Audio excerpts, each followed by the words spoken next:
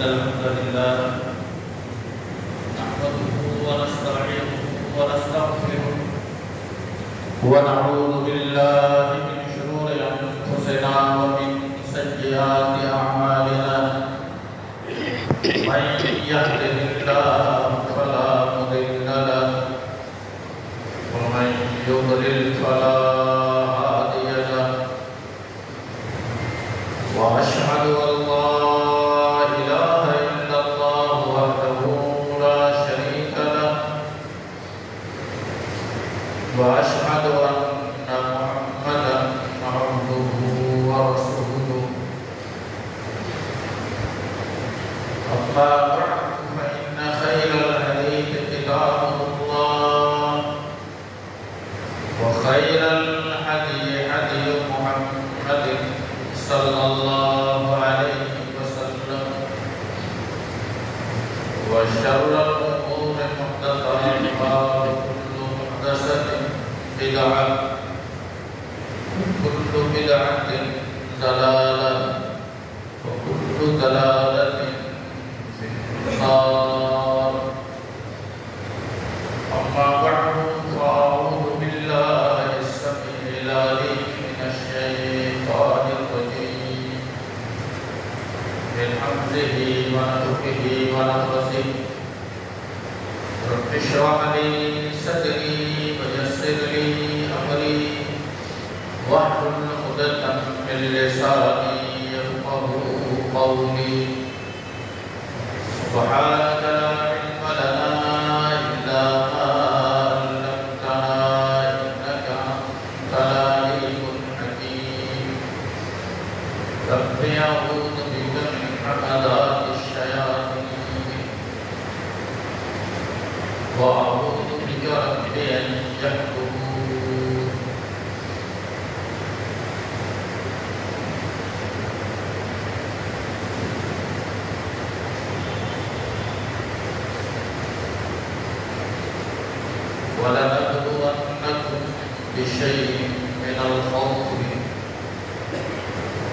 ولنبلونكم بشيء من الخوف والجوع ونقص من الأموال والأنفس والثمرات وبشر الصابرين الذين إذا أصابتهم مصيبة قالوا إنا لله وإنا إليه راجعون أولئك عليهم صلوات من ربهم ورحمة وأولئك هم المهتدون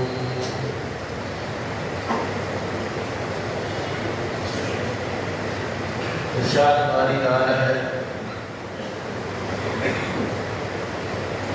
وَلَنَبْلُوَنَّكُمْ بِشَيْءٍ مِّنَ الْخَوْفِ وَالْجُوعِ وَنَقْصٍ مِّنَ الْأَمْوَالِ وَالْأَنفُسِ ہم ضرور تمہیں آزمائیں گے بِشَيْءٍ چند چیزوں کے ساتھ من الخوف خوف سے والجوع اور بھوک سے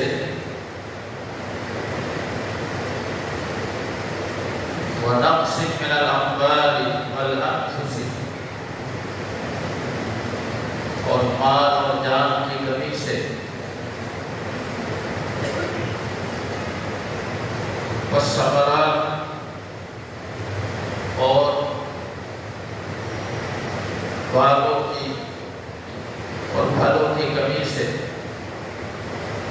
وبشر الصابرین اے پیغمبر آپ خوشخبری دے دیجیے بشارت دے دیجیے صبر کرنے والوں صبر کرنے والے کون ہیں الذین اذا اصابتهم مصیبہ جب انہیں کوئی تکلیف پہنچتی ہے تو وہ یہ کہتے ہیں انا للہ و انا الیہ راجعون کہ ہم خود بھی اللہ تعالیٰ کے لیے ہیں اور ہمیں لو مر کر اللہ کے پاس ہی جانا ہے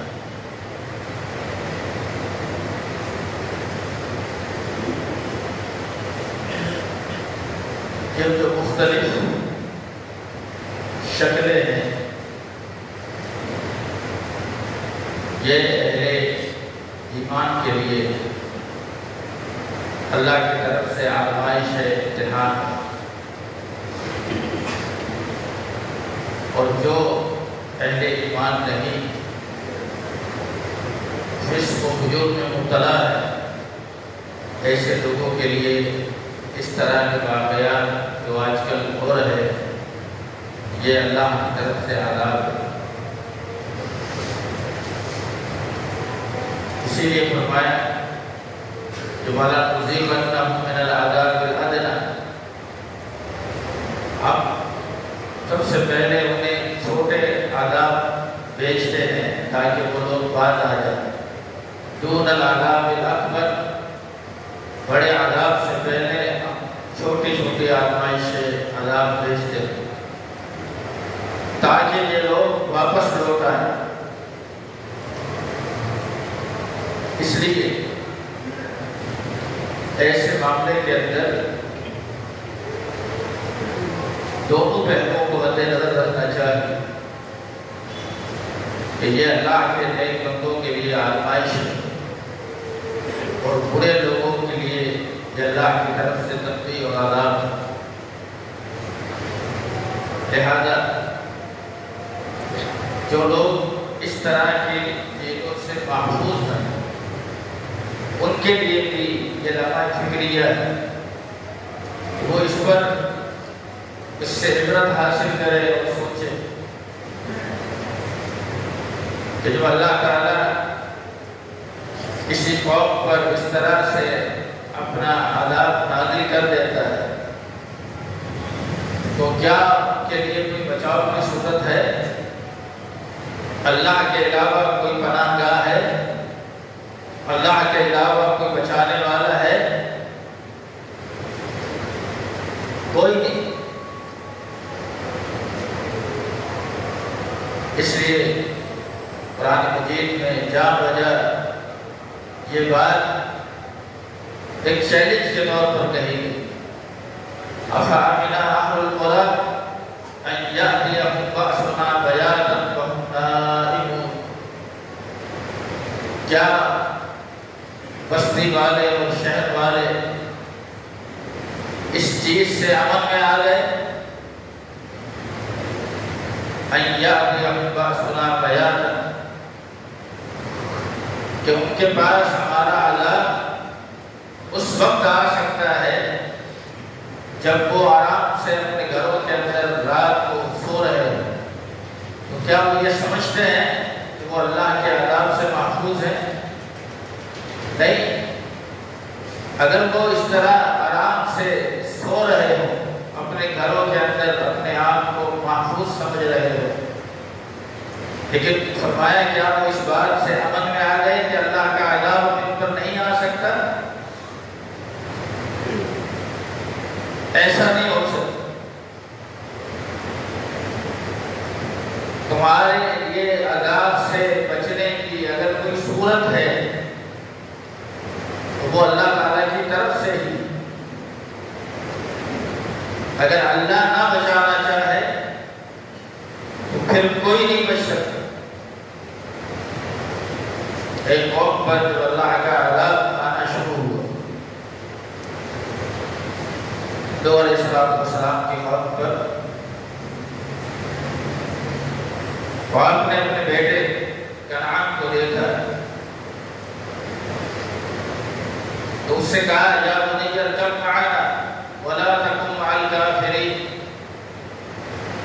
کہ بیٹا میری کشتی پر سوار ہو جاؤ اور کافروں کے ساتھ نہ ہو جاؤ۔ تو بیٹے نے کہا سآوی الی جبل یعصمنی من الماء، میں ان قریب پہاڑ پر چڑھ جاؤں، پہاڑ کی چوٹی پر چلا جاؤں۔ تو علیہ السلام نے فرمایا لا عاصم اليوم من امر اللہ، آج کے دن کوئی بھی اللہ کے عذاب سے بچ نہیں سکے الا من رحم، مگر جس پر اللہ رحم فرما دے وہ بچے۔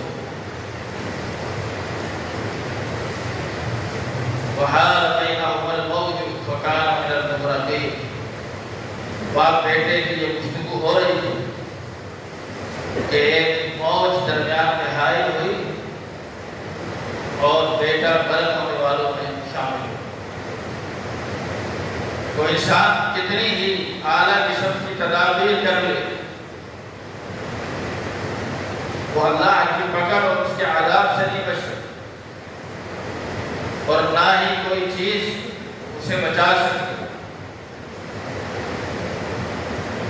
بچنے کی صورت یہی ہے کہ اللہ تعالیٰ اس کو بچا دے، اللہ تعالیٰ جس پر رحم فرما دے۔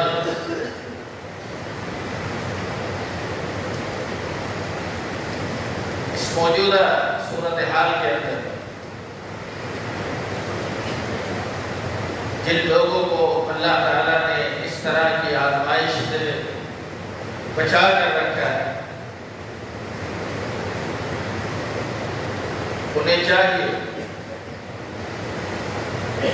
وہ اس موجودہ صورتحال سے عبرت پکڑ اللہ تعالیٰ کی طرف رجوع کریں،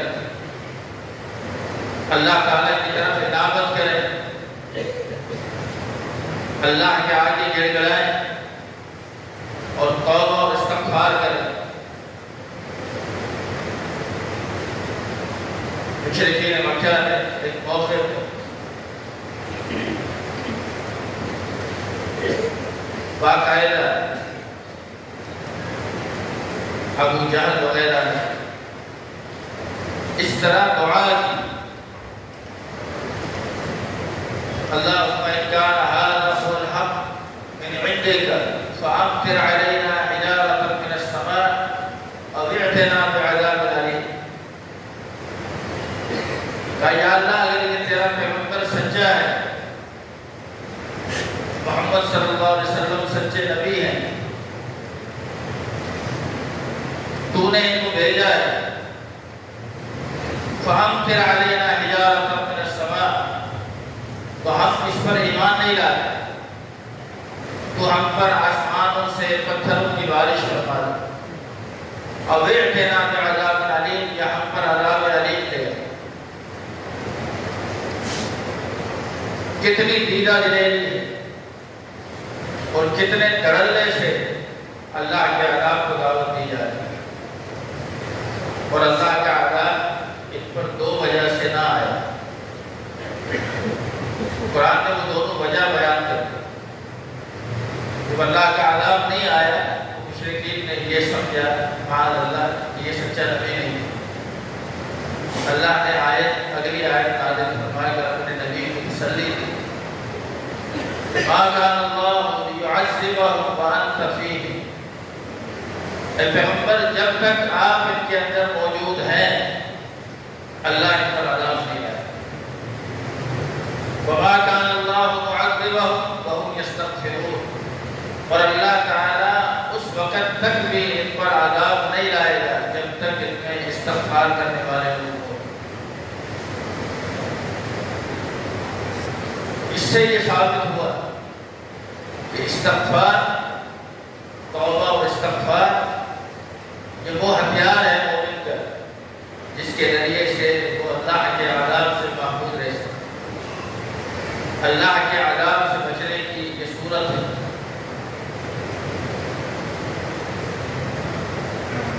کوئی چیز اگر بچا سکتی ہے تو یہی چیز، ایک قوم پر اللہ کا عذاب آ چکا، جناب یونس علیہ السلام کی قوم پر اللہ کا عذاب آیا۔ یونس علیہ السلام نے قوم کو بہت سمجھایا، ایمان کی دعوت دی، لیکن قوم نہیں مانی، قوم نہیں مانی، ایمان نہیں لائے۔ آپ نے ان سے کہا کہ اگر تم ایمان نہیں لاؤ گے تو دیکھنا پھر اللہ کا عذاب ہے۔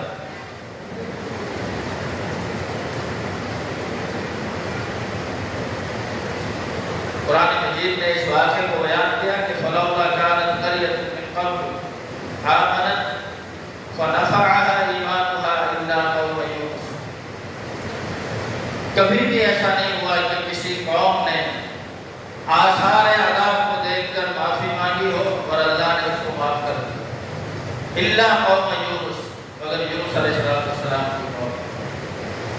انہوں نے آثار عذاب دیکھے،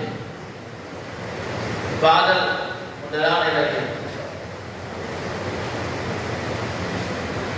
اور آندھی اور طوفان کا سما بننے لگا، تب پوری قوم میدان میں آئی، عورتیں، بچے، مرد، جوان، بوڑھے، سب۔ حتیٰ کہ مفسرین نے لکھا کہ ماں اپنے شیرخوار بچے کو ایک طرف رکھ کے مناجات میں استغفار میں مشغول، اب ماں بھی رو رہی ہے اور بچہ بھی رو رہا ہے۔ بچے کو تو کوئی شعور نہیں، اسے تو ظاہر ہے بھوک لگی ہے، دودھ پینا ہے، وہ تو اس وجہ سے ہو رہا ہے۔ حتیٰ کہ فرمایا کہ لوگوں نے دودھ پیتے جانوروں کو، اس کی ماں کو، بکری کو اور اس کے بچے کو الگ الگ باندھا۔ اب ہر طرف آہو بکا ہے، ہر طرف رونا ہے، اللہ کے آگے گڑگڑانا ہے، اور اس طرح جب یہ سب معافی مانگنے لگے تو فرمایا کہ کسی قوم پر اللہ کا عذاب آیا ہو اور پھر وہ ٹل گیا، ایسا کبھی نہیں، مگر یونس علیہ السلام کی قوم پر ایسا ہوا۔ ان کے ایمان نے ان کو فائدہ دیا، اس موقع پر وہ ایمان لائے۔ لما آمنوا، جب وہ ایمان لائے، کشفنا عنہم عذاب الخزي، ہم نے رسوا کن عذاب ان سے دور کر دیا۔ عذاب کے اندر مارا جائے انسان، اس سے بڑی ذلت اور رسوائی اور کیا ہے؟ اس سے بڑی تو کوئی ذلت اور رسوائی نہیں۔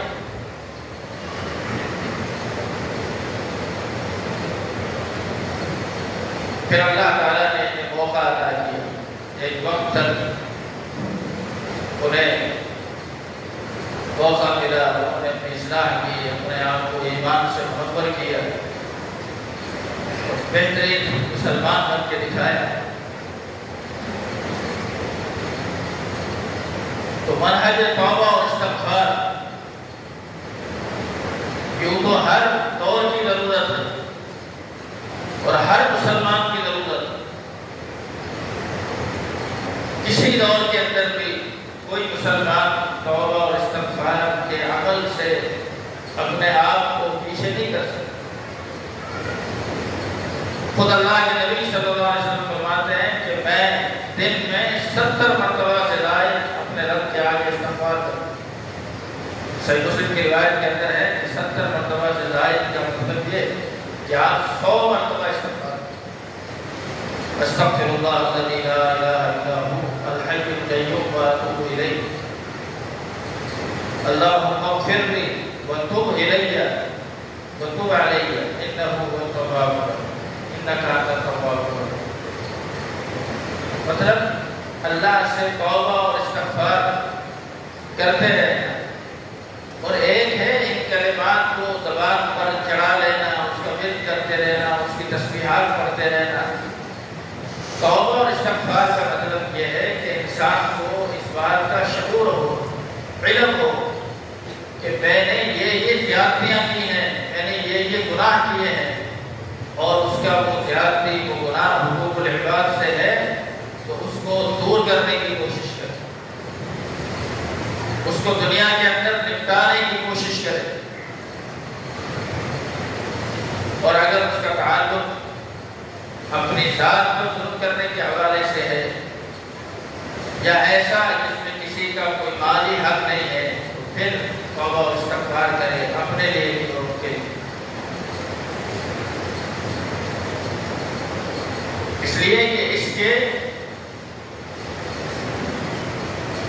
شریعت نے بہت سے فائدے رکھے۔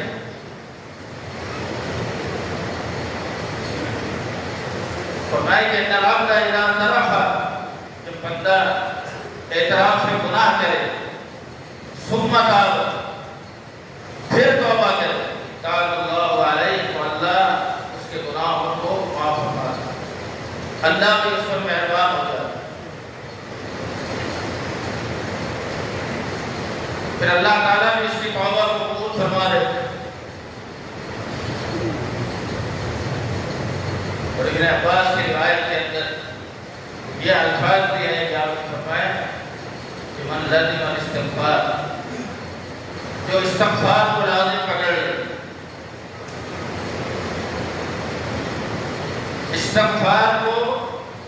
استغفار کا عمل کرنا، استغفار کر لینا، اور ایک یہ کہ استغفار کو لازم کر لینا.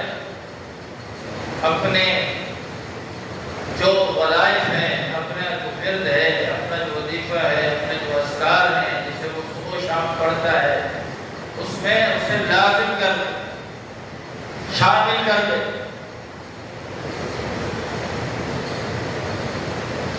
من لازم الاستغفار، استغفار کو جس نے لازم کر لیا، جعل اللہ له من كل ضيق مخرجا ومن كل هم فرجا ورزقه من حيث لا يحتسب. فرمایا اللہ تعالیٰ اس پر 3 انعام کرے. جعل اللہ له من كل ضيق مخرجا، اللہ اس کے لیے ہر پریشانی سے نکلنے کا راستہ بنائے،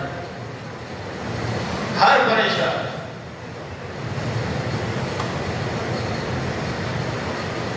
اس لیے سفیان ثوری رحمۃ اللہ علیہ فرماتے ہیں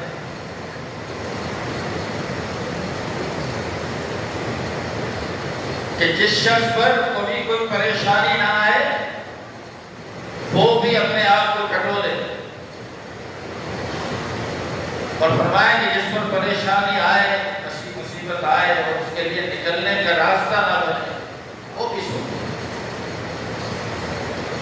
کیونکہ دونوں باتیں، مسائل آتے گئے، پریشانیاں آتی گئے، لیکن اللہ ہر تکلیف سے نکلنے کا راستہ بتا.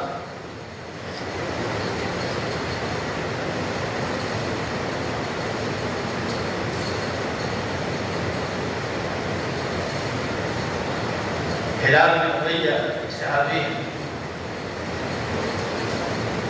انہوں نے اپنی بیوی کو دیکھا کسی غیر مرد کے ساتھ. اللہ کے نبی صاحب کے پاس آ کر مسئلہ بیان کہ یہ ہو. آپ نے فرمایا البینہ، اس پر کوئی گواہ پیش ہے، وَإِلَّا حَدٌّ عَلَىٰ ظَهْرِهِ، اگر آپ نے کوئی گواہ پیش نہیں کیے تو آپ کی پیٹھ پر کوڑے برسے.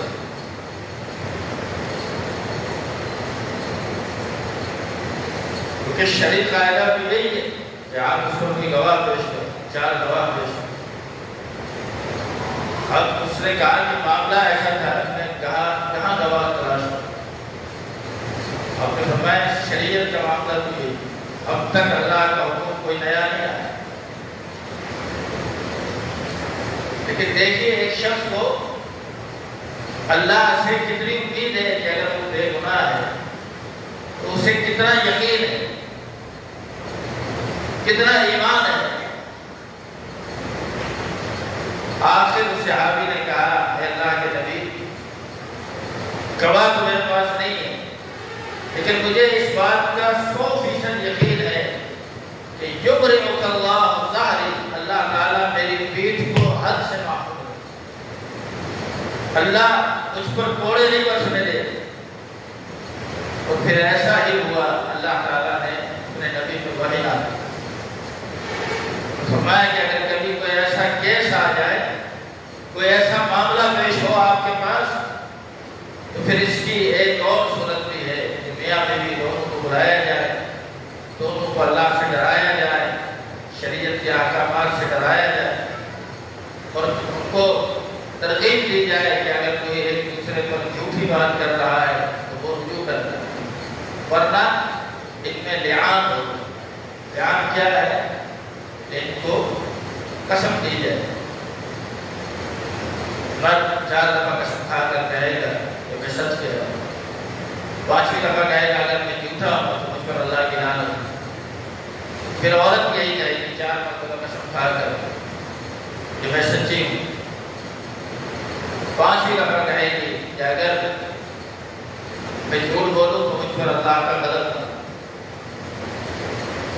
یہ لعان واقع ہو جائے گا اور جدائی نہیں ہو جائے گی۔ لیکن انہیں کتنا یقین تھا کہ اللہ تعالیٰ ضرور اس پریشانی سے نکلنے کا راستہ بنا دے، اور اللہ نے کیسے راستہ بنایا؟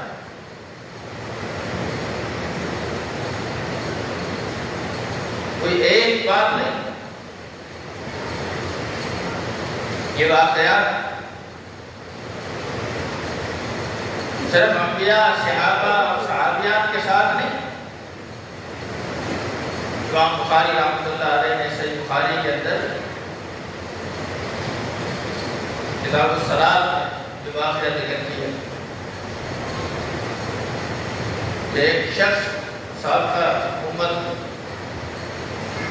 ایک نیک آدمی،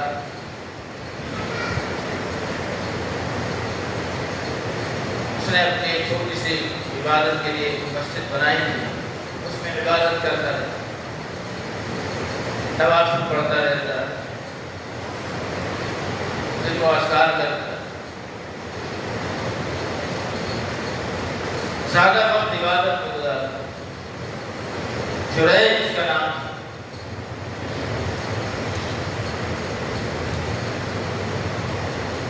ایک دن وہ نماز پڑھ رہا تھا، اس کی والدہ کا گزر تھا، اس کی والدہ نے سے آواز جہاں سے گزر رہے ہو اپنے بیٹے سے ملتی کیوں؟ آواز نہیں، جواب نہیں آیا، سمجھ گئی نماز میں۔ ایسا 2-3 مرتبہ اتفاق ہوا، اور 2-3 مرتبہ معاملہ یہی رہا کہ وہ نماز میں بالآخر آخری بار مان نے جاتے جاتے یہ کہا، جب تک کسی بدکارہ عورت کا چہرہ نہ دیکھو اللہ تمہیں موت نہ۔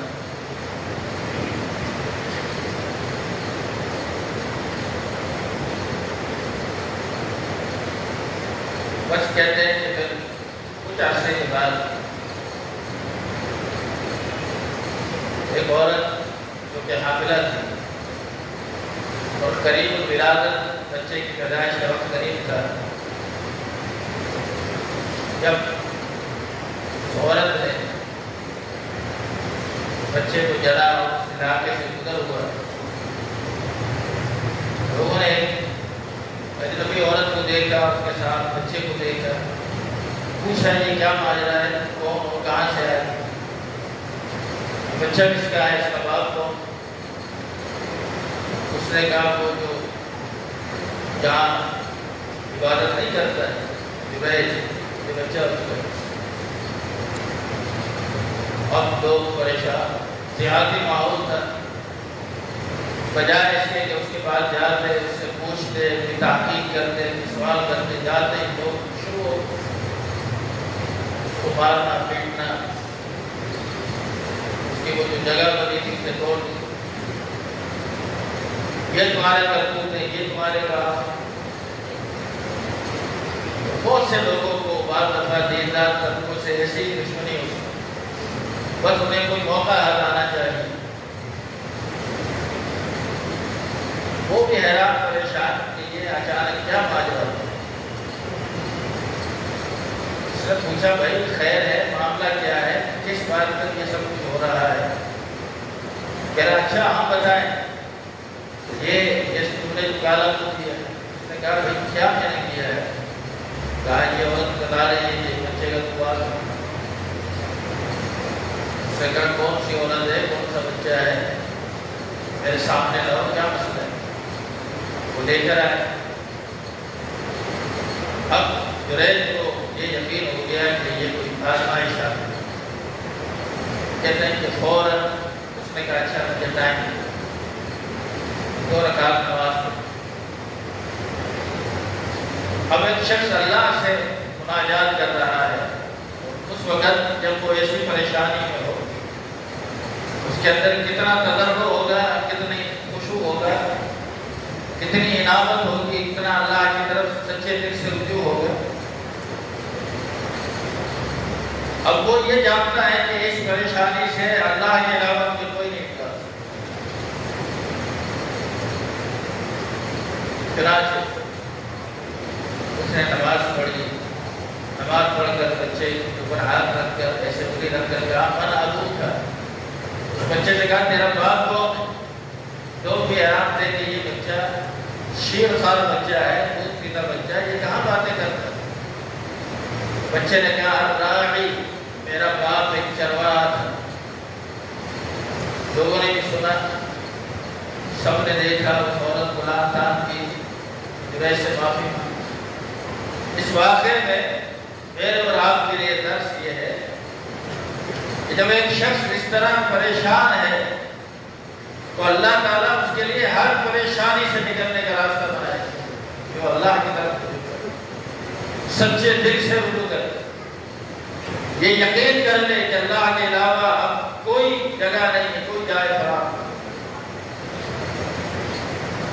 جعل اللہ لہ من کل ضیق مخرجا، اللہ اس کے لیے ہر پریشانی سے نکلنے کا راستہ بنائے، ومن کل ہم فرجا، اور اللہ تعالیٰ اس کے لیے ہر غم سے اس کو نجات عطا کرتا ہے، وَرَزَقَهُ مِنْ حَيْثُ لَا يَحْتَسِبُ، اور اللہ اس کو وہاں سے رزق عطا کرے گا جہاں اس کی وہم و گمان ہو۔ اللہ ایسے اسباب بنا دے۔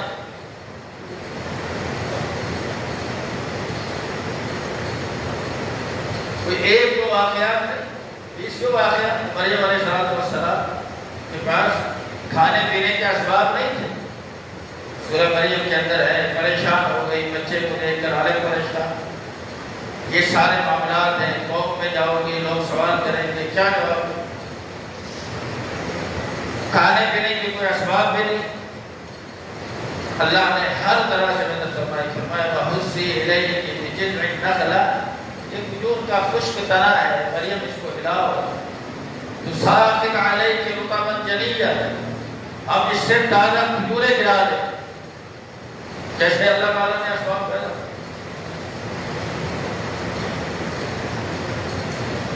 اس لیے اللہ کے لیے کوئی شے بحال نہیں، اس لیے اللہ کے رسول نے فرمایا کہ اللہ سے ہر شے مانگو، یقین کے ساتھ مانگو، اور یہ سوچ کر مانگو کہ فَإِنَّهُ لَا مُسْتَقْرِعَ لَهُ، اللہ کے لیے کوئی عمل ناممکن نہیں۔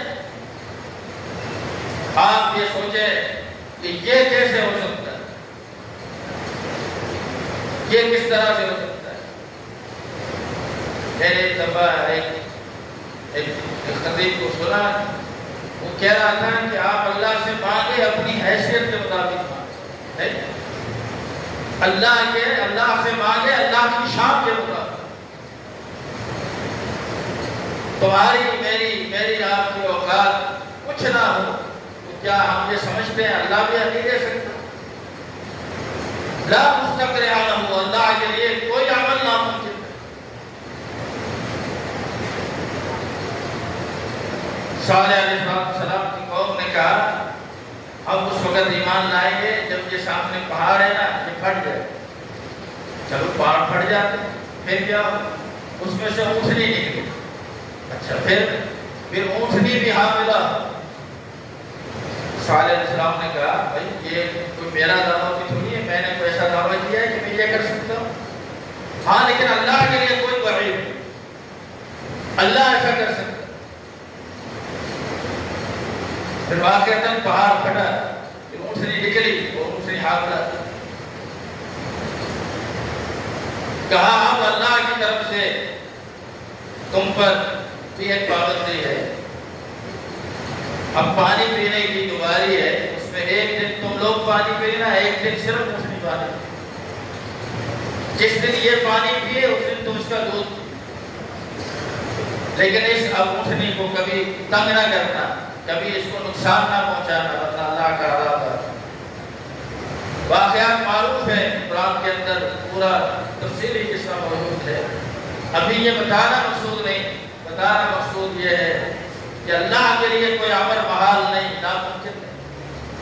اللہ کے نظر ہمیں اپنے اعمال پر غور کرنے کی توفیق عطا فرمائے۔ جو ہمارے بھائی اس وقت مصیبت میں ہے، پریشانی میں ہے، اس میں ہر قسم کے لوگ موجود ہیں، اللہ تعالیٰ انہیں بھی توبہ اور استغفار کی توفیق عطا فرمائے، صبر و استقامت کی توفیق عطا فرمائے، اور اس وقت جس مصیبت میں وہ لوگ ہیں اس تعلق سے ہم پر جو فرق عائد ہوتا ہے ان کے لیے دعا بھی کریں، ان کے لیے اگر آپ کوئی مالی کام کر سکتے ہیں تو ضرور کریں۔ ابھی پچھلے دنوں ہماری جمعیت کی طرف سے تقریباً 20 لاکھ روپے اکٹھے ہوئے تھے، تو ہم نے نشر میں مختلف جگہ پر فی بندہ 10,000 روپے تقسیم کیے۔ یہاں سے اگر راشن لے کر جاتے ہیں، راستے کے اندر راشن کا خراب ہونا، راشن کا ظاہر ہے کہ کرایہ اس کے ٹرک کا لے کر کو الگ، پھر بہت سے لوگ متاثرین ہوتے ہیں، وہ جگہ پر پہنچنے سے پہلے ہی لوٹم لاٹی کر دیتے ہیں، اس لیے ان کو نقدی پہنچائی۔ وہاں حالات دیکھ کر بہت افسوس بھی ہوا، پھر ایمرجنسی بنیادوں پر یہ میٹنگ ہوئی ہے پرسوں، تو اتوار والے دن ایک قافلہ پھر جا رہا ہے۔ ہم نے تو جو تعاون بھیجا ہمارے اعتبار سے تو بہت بڑا تعاون تھا، لیکن ظاہر ہے 20 لاکھ روپے کی اتنے متاثرین کی کیا حیثیت ہے، سب کو 10,000 روپے جو دینا۔ لیکن بہرحال اللہ تعالیٰ قبول فرمائے جن ساتھیوں نے اس میں تعاون کیا، تو آئندہ یعنی ابھی جو اتوار آ رہی ہے اس میں پھر قافلہ جا رہا ہے، تو مجھے کئی ساتھیوں نے انفرادی طور پر پوچھا، تو انشاءاللہ جمعے کی نماز کے بعد باہر ہے ساتھی کھڑے ہوں گے، آپ ان ساتھیوں کے لیے جو تعاون کر سکتے ہیں، جو اللہ نے آپ کو توفیق دی تو تعاون کریں، اللہ تعالیٰ آپ کو تعاون فرمائے۔